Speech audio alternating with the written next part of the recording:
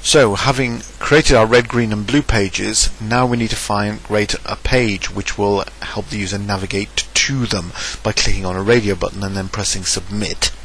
So what we're going to do is add a new page. So choose add new item, let's call it something like radio buttons.aspx. okay, and having done that, what we will then do is go into the design page as per usual, click on view for the toolbox, okay, and choose radio button list.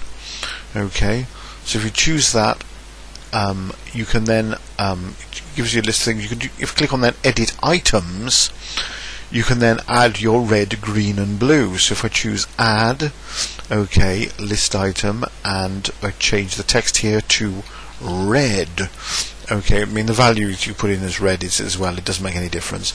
Okay, so when we add another one and we say text is green, okay, and the value is also green, and we say, and we add another one and we say a blue, that will be blue. Okay, and we'll make, sorry, don't put an extra space there, and then click OK. And what we've done there, we've created our red, green and blue radio buttons. Okay, now if we look in the source, what we have here is a radio button list ID equals radio button list 1. That's the one that Visual Studio automatically puts in for you, but I'm going to use the term which is used in the practical, which is RGB colors. Okay, so I kind of like replace button list 1 with the word RGB colors. So now we've got our list of radio buttons, and go back into the design.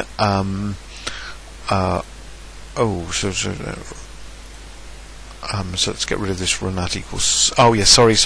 I need to kind of like put in the end quote after RGB colors, which I accidentally deleted, and then go back into the design page, and after the list of radio buttons, let's put in another button.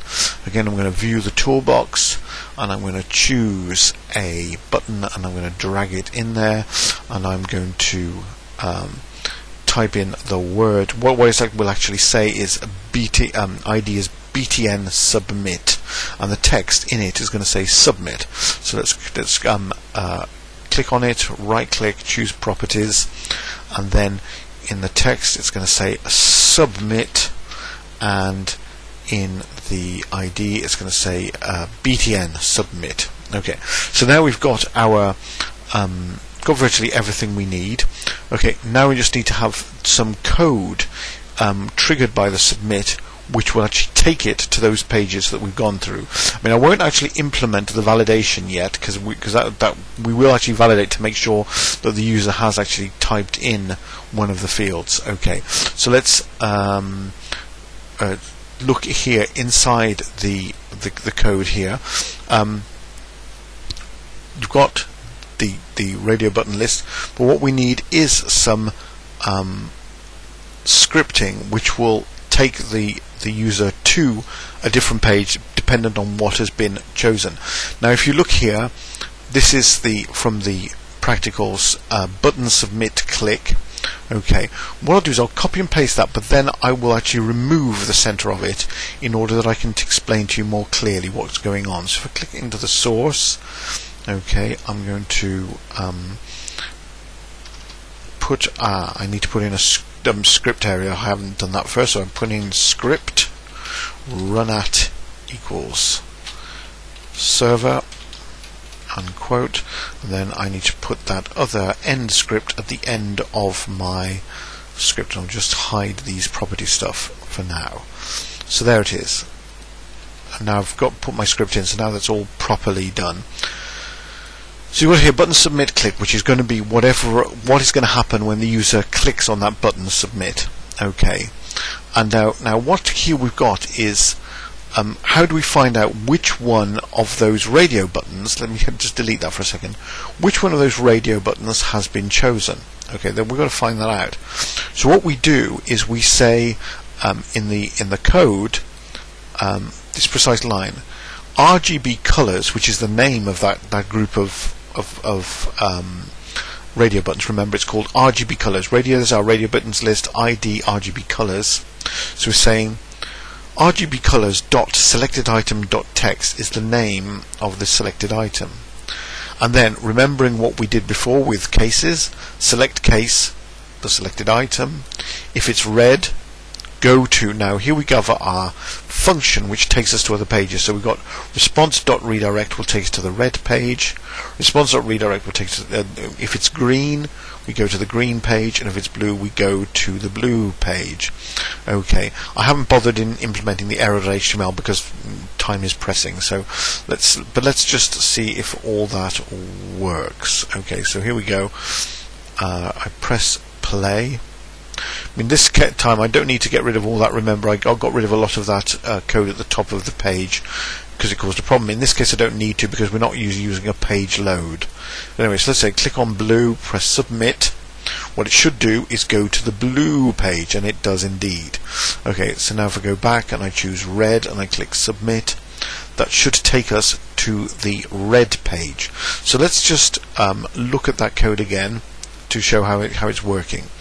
In a sense, what you've got on the page is this group of radio buttons. Okay, there's the group of radio buttons.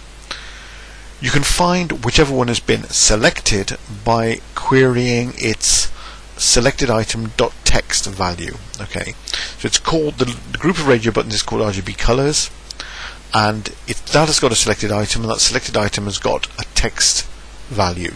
Okay, so once you've found that out, the text value, you can then say, well, if it's red, go to red.aspx. If it's green, go to green.aspx. And if it's blue, go to blue.aspx. So that's how that page works. The final thing we need to add is a validator, which would be something to check that at least the user has set some value on it. So let's again, if we view the toolbox and we just go into here. Now I can't remember exactly what was the type of validator we're going to be using in this practical, so let me just have a quick look again. So it's a required field validator.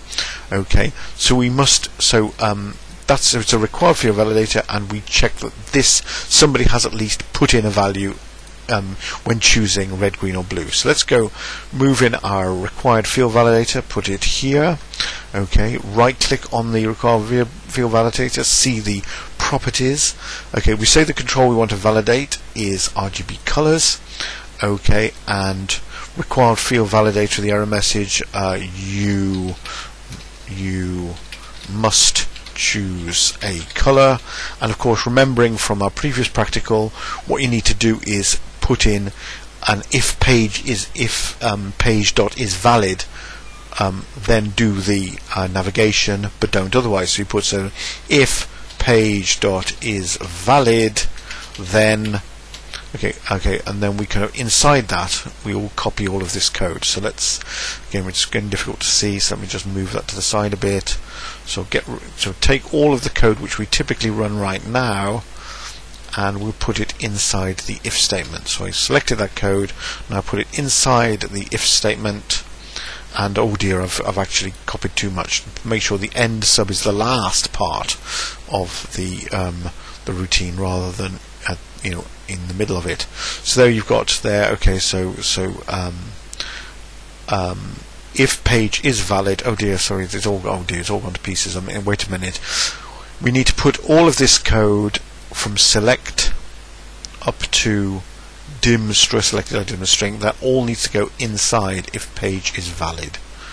Okay, and having done that, that should now be okay. End if end sub. So let's see if that does indeed work. So let's run this page. Okay, and so I've selected none at the moment, and I choose submit, and it says you must choose a color. So now I choose green, and now it will indeed go to the green page. So that's this practical. So we've kind of reinforced what we already knew a bit. We knew a bit about style sheets. Now we've learned how to use style sheets with classes.